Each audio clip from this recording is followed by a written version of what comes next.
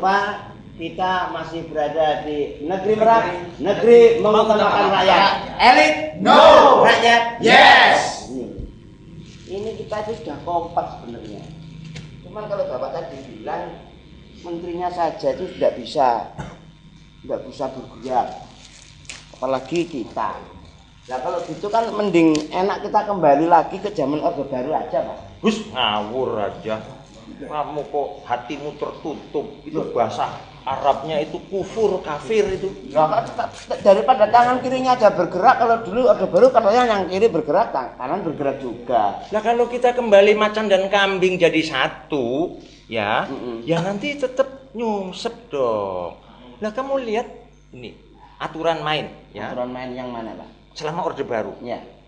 Dimanapun yang namanya pemerintah itu untuk melindungi rakyat, nggak boleh mengambil keuntungan dari rakyat. Lah selama Orde Baru malah memeras rakyat kok. Memeras rakyat gimana, Pak Neng? Loh, listrik harganya mahal. Telkom itu, telepon itu harganya mahal. Loh kan ini secara tidak langsung meras rakyat. Listrik itu harganya paling mahal se-Asia. Kalau pulsa itu nomor 2 di dunia. Mahalnya. Itu dulu. Yo sekarang, apalagi sekarang dulu. Jangankan pulsa dan listrik. Air aja. Delay itu loh. Loh. Ya bagaimana wong di kita ini sampai hari ini belum punya sistem logistik nasional. Bu nih jelaskan aja tuh biar pinter tuh. Bu, sebelum menjelaskan tahu, Pak. Logistiknya enggak tahu. Itu gini loh soalnya. Iya. Gimana, Bu? Di seluruh dunia itu Iya. yang namanya negara, fungsinya itu menjaga stabilitas harga sembako. Di seluruh negara. Di seluruh dunia. Dunia. Tugasnya itu. Jadi misalnya harga-harga bahan pokok itu disesuaikan dengan penghasilan rakyat itu berapa. Sehingga daya belinya itu cukup untuk beli tempe, cukup untuk beli BBM, cukup gitu. Itu namanya sistem logistik nasional.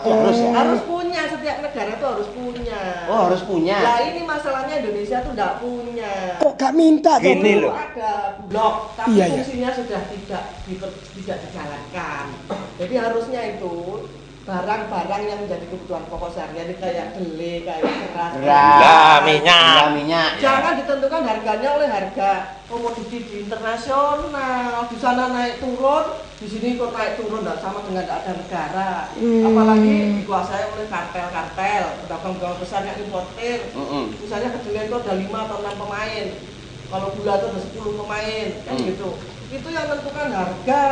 Di sana berapa ya dia jual di sini. Berlima ya diatur-atur aja harganya berapa. Berarti kita selama ini negaranya enggak berperan. Lah tinggal kapan naiknya gitu terus ya.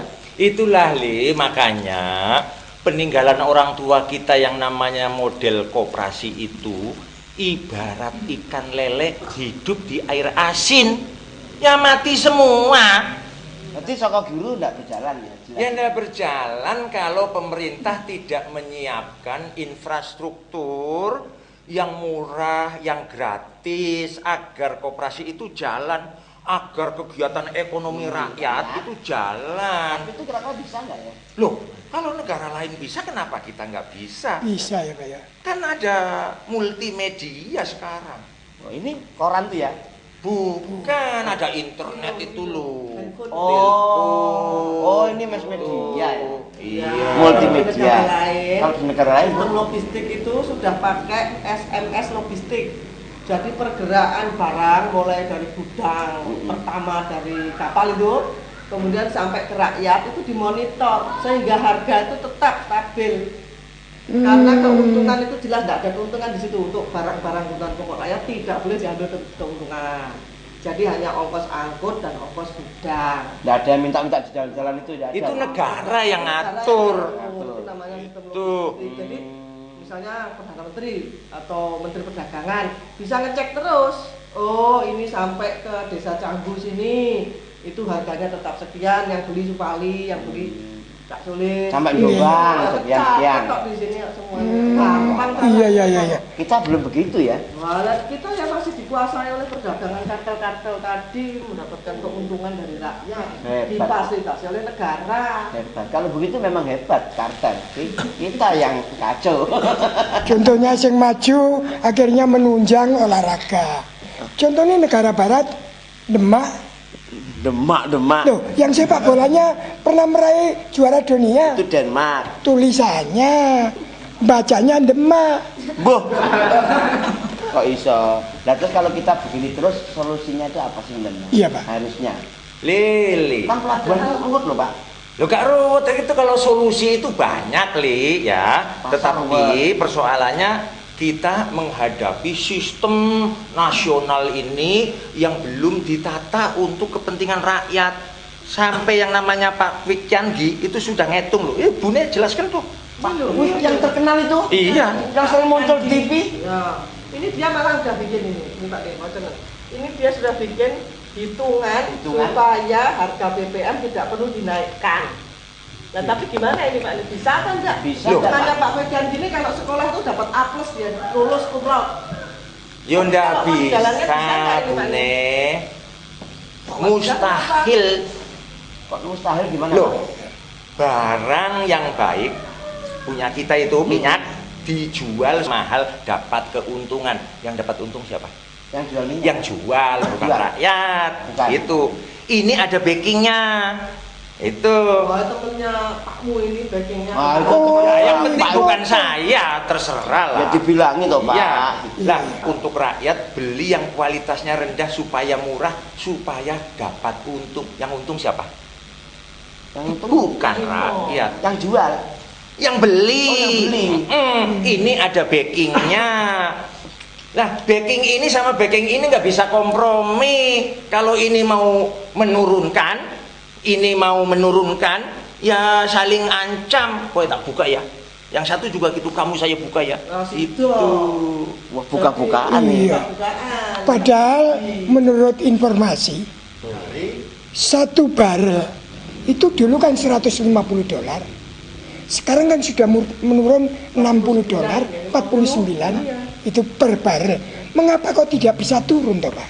Kok, Ya, itu kok tadi, masih nggak mahal? mungkin. Ya buka-bukaan tadi tuh mungkin. Pakmu ini, Iya, iya. jelek-jelek mayor jenderal, Iya. pernah ditawari dari temennya dia jenderal di sana, Di sana. Arab Saudi. Iya. Saudi Arabia. Aramco itu kan penghasil minyak terbesar Iya. di dunia.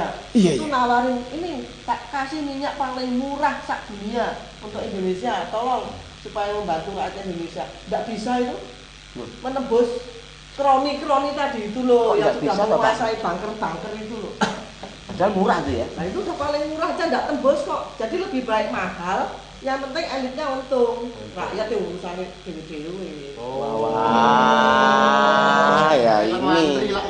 Tapi untung loh Pak Yam, Kok untang-untung. rakyat ini masih bisa mandiri. Ternyata walaupun skalanya naik, rakyat masih bisa hidup. Iya tapi terpaksa, hidup terpaksa kok. Terpaksa apa? Mandi sendiri-sendiri. Masih bisa makan gitu loh Bu. Apa nggak punya tangan nggak bisa makan? Repot. Itu apa? Persoalannya nggak di situ. Iya, gimana? Kita ini kan punya kekayaan alam yang luar biasa. Iya, Pak. Kaya. Kaya gas umpamanya. Lah itu yang terjadi, Li. Kontrak-kontrak zaman lama sampai hari ini harganya ya masih harga zaman lama. Nggak ada rubah. Tidak dirubah. Harusnya kan diperbarui. Iya.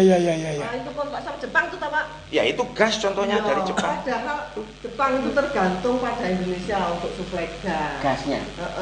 Kita malah hutang terbesar kita itu juga pada Jepang.